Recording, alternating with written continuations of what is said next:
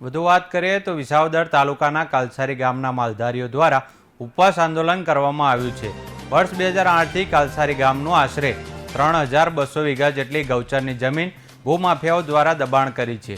ત્યારે આ મામલે માલધારીઓ દ્વારા તંત્રના અધિકારીઓને અનેકવાર રજૂઆતો કરવામાં આવી છે, તેમ છતાં તંત્ર દ્વારા જમીનને લઈ કોઈપણ પ્રકારની કામગીરી કરવામાં આવી નથી, જેને લઈ લોકોમાં રોષ જોવા મળી રહ્યો છે।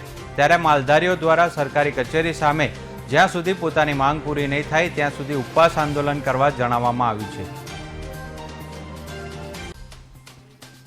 વારા ગેલે અમને આંદોલનમાં આવી માલઢોર લઈને તો અમને કહે કે છૂટું કરી દેવું, તો અટાણે 2 મહિનાની અમે લેખિતમાં આપેલું હતું।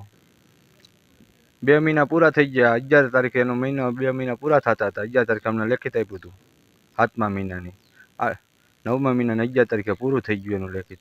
તીકડે અમે 5 દી જાર્યો, પાછું અમે લેખિત દીધું। લેખિત દઈને અમારા સમાજ અહીંયા આંદોલન માથે બેઠા છે, ઉપવાસ આંદોલન માથે। 2 દિવસમાં નહીં જવાબ આવે તો માલઢોર સાથે અમે અહીંયા આવીશું। અને તીકડે માંગ અમારી એવી છે કે ખાંભા નાખ્યા છે, ખાંભા ફરી જાય છે, એની માથે કેમ લેન્ડ કબીરની ગુનો દાખલ નથી કરતા? પ્રાંત સાહેબે કીધું છે કે અમને આ આંદોલન લેખિતમાં આપી દો, અમને આપી દીધેલું છે, તો સરપંચ કે મંત્રી કેમ કાર્યવાહી કાંઈ કરતા નથી?